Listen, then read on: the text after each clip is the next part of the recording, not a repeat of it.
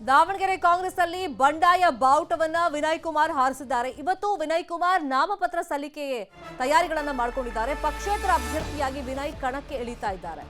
CM ಸಂಧಾನ ಮಾಡಿದ್ರು, ಎಲ್ಲವೂ ಸರಿ ಹೋಯ್ತು, ಈ ಬಂಡಾಯ ಎಲ್ಲ ಶಮನ ಆಗ್ಬಿಟ್ಟಿದೆ, ಭಿನ್ನಮತ ಶಮನ ಆಗಿದೆ ಅನ್ನೋ ಮಾತುಗಳು ಕೇಳಿ ಬರ್ತಾ ಇತ್ತು. ವೆರಿ ನೆಕ್ಸ್ಟ್ ಡೇನೆ ವಿನಯ್ ಕುಮಾರ್ ಬೆಂಬಲಿಗರ ಸಭೆಯನ್ನ ಮಾಡಿದ್ರು.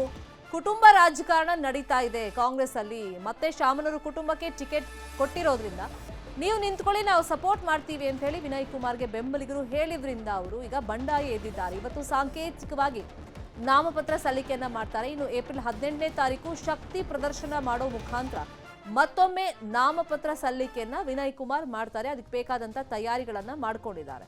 ಈಗ ಕಾಂಗ್ರೆಸ್ಗೆ ದಾವಣಗೆರೆ ಭಾಗದಲ್ಲಿ ಆತಂಕ ಇರೋದು ಮತ ವಿಭಜನೆ.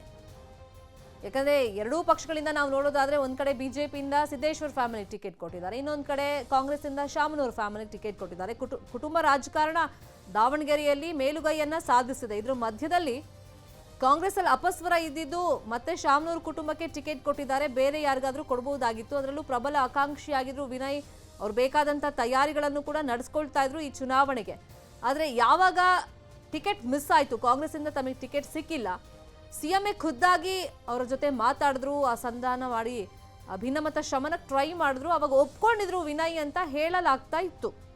ಆದ್ರೆ ಸಿಎಂ ಬಂದು ಭೇಟಿ ಮಾಡ್ತಾ ಇದ್ದಂಗೆ ಅವ್ರ ಬೆಂಬಲಿಗರು ಸುಮ್ಮನೆ ಇರಲಿಲ್ಲ. ಇಲ್ಲ, ನೀವು ಬಗ್ಗಬಾರ್ದು, ಯಾವುದೇ ಕಾರಣಕ್ಕೂ ಸಂಧಾನಕ್ಕೆ ಒಪ್ಕೊಳ್ಬಾರ್ದು, ನಾವೆಲ್ಲ ನಿಮ್ಮ ಪರವಾಗಿದ್ದೀವಿ, ನೀವು ನಿಂತ್ಕೊಳ್ಳಿ, ಗೆಲ್ಲಿಸ್ಕೊಂಡು ಬರೋ ಜವಾಬ್ದಾರಿ ನಮ್ದು ಅಂತ ಹೇಳಿ ಅವ್ರಿಗೆ ಧೈರ್ಯವನ್ನ ತುಂಬಿದ್ರು. ಬೆಂಬಲಿಗರ ಮಾತನ್ನ ಕೇಳಿ ವಿನಯ್ ಕುಮಾರ್ ಈಗ ಅಖಾಡಕ್ಕೆ ಇಳಿತಾ ಇದ್ದಾರೆ. ಇವತ್ತು ಸಾಂಕೇತಿಕವಾಗಿ ನಾಮಪತ್ರ ಸಲ್ಲಿಕೆಯನ್ನ ಮಾಡ್ತಾರೆ. 18ನೇ ತಾರೀಕು ಶಕ್ತಿ ಪ್ರದರ್ಶನವನ್ನ ಮಾಡಿ ನಾಮಪತ್ರ ಸಲ್ಲಿಕೆಯನ್ನ ಮತ್ತೊಮ್ಮೆ ಮಾಡ್ತಾರೆ. 3-4 ವರ್ಷಗಳಿಂದ ದಾವಣಗೆರೆ ಕ್ಷೇತ್ರದಲ್ಲಿ ಪಕ್ಷ ಸಂಘಟನೆಯನ್ನ ವಿನಯ್ ಮಾಡ್ತಾ ಇದ್ರು.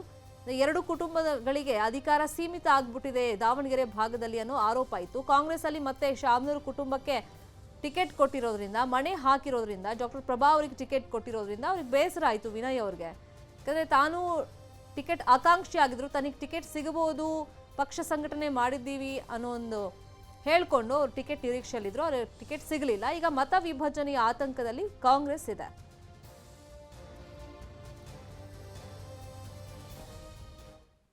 ಎರಡನೇ ಹಂತದ ಲೋಕ ಸಮರಕ್ಕೆ ರಣಕಹಳೆಯನ್ನ ಮೊಳಗಿಸಲಾಗುತ್ತೆ. ಇವತ್ತು ರಾಜ್ಯದಲ್ಲಿ ಪ್ರಮುಖ ಅಭ್ಯರ್ಥಿಗಳು ಇವತ್ತು ನಾಮಪತ್ರವನ್ನ ಸಲ್ಲಿಕೆ ಮಾಡ್ತಾ ಇದ್ದಾರೆ.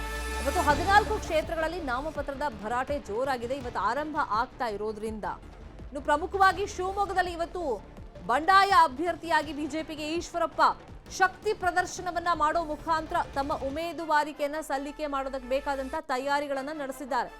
ಬಂಡಾಯ ಅಭ್ಯರ್ಥಿಯಾಗಿ ಇವತ್ತು ಕಣಕ್ಕಿಳಿತಾರೆ. ಬೃಹತ್ ರ್ಯಾಲಿ ಮೂಲಕ ಈಶ್ವರಪ್ಪ ತಮ್ಮ ಶಕ್ತಿ ಪ್ರದರ್ಶನವನ್ನ ಮಾಡಿ ಬಿಎಸ್ವೈ ಕುಟುಂಬದ ವಿರುದ್ಧವಾಗಿ ಸಮರವನ್ನ ಸಾರೋದಕ್ಕೆ ರೆಡಿಯಾಗಿದ್ದಾರೆ.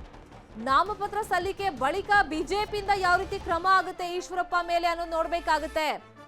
ಸಿಕ್ಕಿರುವಂತ ಮಾಹಿತಿ ಪ್ರಕಾರ ಉಚ್ಚಾಟನೆ ಅಸ್ತ್ರವನ್ನ ಬಿಜೆಪಿ ಪ್ರಯೋಗ ಮಾಡಬಹುದು.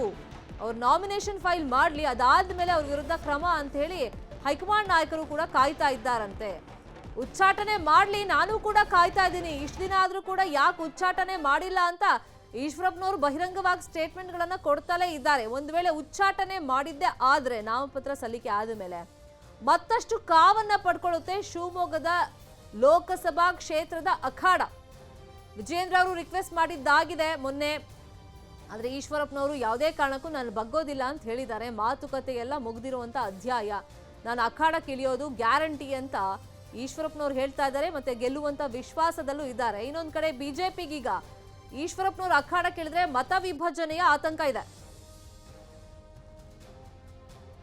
ಇದೇ ವಿಚಾರವಾಗಿ ಇನ್ನಷ್ಟು ಡೀಟೇಲ್ ಆಗಿ ಇನ್ಫಾರ್ಮೇಶನ್ ಕೊಡೋದಕ್ಕೆ ಫೋನ್ ಸಂಪರ್ಕದಲ್ಲಿ ಜಾಯಿನ್ ಆಗಿದ್ದಾರೆ ನಮ್ಮ ರಿಪೋರ್ಟರ್ ವಿನಯ್. ವಿನಯ್, ಒಂದ್ ಕಡೆ ವಿಜಯೇಂದ್ರ ಕೈ ಮುಗಿದು ಕೇಳಿದ್ದಾಯ್ತು, ಆದ್ರೆ ಮಾತುಕತೆ ಹಂತ ಎಲ್ಲ ಮುಗ್ದೋಗ್ಬಿಟ್ಟಿದೆ, ನಾನು ಎಲೆಕ್ಷನ್ ನಿಲ್ಲೋದು ಗ್ಯಾರಂಟಿ ಅಂತ ಈಶ್ವರಪ್ಪನವರು ಹೇಳಿದ್ದಾಗಿದೆ. ಈಗ ನಾಮಪತ್ರ ಸಲ್ಲಿಕೆಗೆ ತಯಾರಿಗಳಂದ್ರೆ ಶಕ್ತಿ ಪ್ರದರ್ಶನ ಯಾವ ತರ ಮಾಡ್ತಿದ್ದಾರೆ. ಈಗ ಈಶ್ವರಪ್ಪ ಜೊತೆಗಿರೋರಿಗೆ ಒಂದಿಷ್ಟು ಗೊಂದಲ ಇರ್ಬೋದು, ನಾವು ಬಿಜೆಪಿಗೆ ಸಪೋರ್ಟ್ ಮಾಡ್ಬೇಕಾ ಅಥವಾ ಈಶ್ವರಪ್ಪನವ್ರಿಗ ಅಂತ. ಹೌದು ಶರ್ಮಿತಾ, ಏನು ಈಶ್ವರಪ್ಪರ ಬಂಡಾಯ ಈಗ ಬಿಜೆಪಿಯಲ್ಲಿ ಒಂದು ರೀತಿಯಲ್ಲಿ ನುಂಗಲಾರದ ತುತ್ತಾಗಿ ಪರಿಣಮಿಸಿದೆ. ಯಾಕಂದ್ರೆ ಬಿಜೆಪಿಯಲ್ಲಿ ಈಗ ಈಶ್ವರಪ್ಪನವರ ಹೊರತುಪಡಿಸಿ ಚುನಾವಣೆ ನಡೆಸುವಂತ ಏನು ಅನಿವಾರ್ಯತೆ ಎದುರಾಗಿದೆ. ಅದರಲ್ಲೂ ಕೂಡ ಅವರೇ ಎದುರಾಳಿಯಾಗಿರೋದ್ರಿಂದ ಒಂದಿಷ್ಟು ಮತ ವಿಭಜನೆ ಕೂಡ ಆಗುವ ಸಾಧ್ಯತೆ ಇದೆ. ಇವತ್ತು ಈಶ್ವರಪ್ಪನವರು ಬೆಳಗ್ಗೆ 10 ಗಂಟೆಯಿಂದ ರಮಣಶೆಟ್ಟಿ ಪಾರ್ಕ್ ನಿಂದ ಒಂದು ದೊಡ್ಡ ಬೃಹತ್ ರ್ಯಾಲಿಯನ್ನ ಆಯೋಜನೆ ಮಾಡ್ಕೊಂಡಿದ್ದಾರೆ. ಈ ರ್ಯಾಲಿಯಲ್ಲಿ ಏನು ಹಲವಾರು ಅವರ ಬೆಂಬಲಿಗರು ಕೂಡ ಭಾಗಿಯಾಗಲಿದ್ದಾರೆ. ಶಿವಮೊಗ್ಗದ ಪ್ರಮುಖ ಬೀದಿಗಳಾದಂತಹ ಗಾಂಧಿ ಬಜಾರ್ ಆಗಿರ್ಬೋದು, ಹಾಗೆ ಎ ಸರ್ಕಲ್ ಆಗಿರ್ಬೋದು, ಹಾಗೆ ನೇರ್ ರೋಡ್ ಆಗಿರ್ಬೋದು, ಈ ಮೂಲಕ ರ್ಯಾಲಿಯಲ್ಲಿ ಬಂದು ಗೋಪಿಸ್ ವೃತ್ತದಲ್ಲಿ ರ್ಯಾಲಿಯನ್ನ ಎಂಡ್ ಮಾಡಿ ನಂತರ ಜಿಲ್ಲಾಧಿಕಾರಿ ಕಚೇರಿಯಲ್ಲಿ ಅವರು ನಾಮಪತ್ರವನ್ನ ಸಲ್ಲಿಸಲಿದ್ದಾರೆ.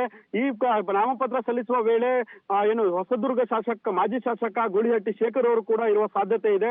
ಅವರಿಗೆ ಬೆಂಬಲವನ್ನು ಈ ಹಿಂದೆ ಕೂಡ ನೀಡಿದ್ರು. ಒಟ್ಟಿನಲ್ಲಿ ಶಿವಮೊಗ್ಗದ ಬಂಡಾಯ ಅಧಿಕೃತವಾಗಿ ಇವತ್ತು ಏನು ಈಶ್ವರಪ್ಪನವರು ಅಖಾಡಕ್ಕೆ ಇಳುವ ಸಾಧ್ಯತೆ ಹೆಚ್ಚಾಗಿದೆ. ಹಾಗಾಗಿ ಅವರು ಮುಂದಿನ ದಿನಗಳಲ್ಲಿ ಯಾವ ರೀತಿ ಕೆಲಸಗಳನ್ನ ಮಾಡ್ತಾರೆ ಅಥವಾ ಹೇಳುವಂತೆ ಕೆಲವರು ವಾಪಸ್ ತೆಗೆದುಕೊಳ್ತಾರೆ, ಅವರು ನಾಮಪತ್ರ ಸಲ್ಲಿಸಿ ಮತ್ತೆ ಮನವೊಲಿಕೆ ಸಾಧ್ಯತೆ ಇದೆ ಅನ್ನೋ ಕೂಡ ಮಾತನ್ನ ಹೇಳ್ತಾ ಇದ್ರು. ಅದಕ್ಕೆ ಪ್ರತ್ಯುತ್ತರವಾಗಿ ಈಶ್ವರಪ್ಪನವರು ಯಾವುದೇ ರೀತಿಯಿಂದಲೂ ನಾನು ವಾಪಸ್ ತೆಗೆದುಕೊಳ್ಳಲ್ಲ, ನನ್ನ ಬೆಂಬಲಿಗರ ಏನು ಸಪೋರ್ಟ್ ಇದೆ ಅದನ್ನ ನಾನು ಮುಂದುವರಿಸ್ಕೊಂಡು ಹೋಗ್ತೇನೆ. ಹಾಗೆ ಈಶ್ವರಪ್ಪನವರು ಯಡಿಯೂರಪ್ಪನವರು ಸೋಲಿಸುವುದೇ ಅಂದ್ರೆ ಅವರ ಮಗನನ್ನ ಸೋಲಿಸುವುದೇ ನನ್ನ ಗುರಿ, ನಾನು ಗೆದ್ದು ಮೋದಿಯವರ ಕೈ ಬಲಪಡಿಸ್ತೀನಿ ಅಂತ ಒಂದು ಮಾತುಗಳನ್ನ ಹೇಳ್ತಾ ಇದ್ದಾರೆ. ಒಟ್ಟಿನಲ್ಲಿ ಶಿವಮೊಗ್ಗದ ಈಗ ರಾಜಕೀಯ ರಣಕಣ ಈಗ ರಂಗೇರ್ತದೆ ಅಂತಾನೆ ಹೇಳ್ಬೋದು. ಒಟ್ಟಿನಲ್ಲಿ ಈಶ್ವರಪ್ಪನವರ ಬಂಡಾಯ ಯಾವ ರೀತಿ ನಿಭಾಯಿಸ್ತಾರೆ ಬಿಜೆಪಿ ಕಾದ್ ನೋಡ್ಬೇಕಾಗಿದೆ ಶರ್ಮಿತಾ. ಥ್ಯಾಂಕ್ ಯು ವಿನಯ್ ತಮ್ಮ ಇನ್ಫಾರ್ಮೇಶನ್ಗೆ.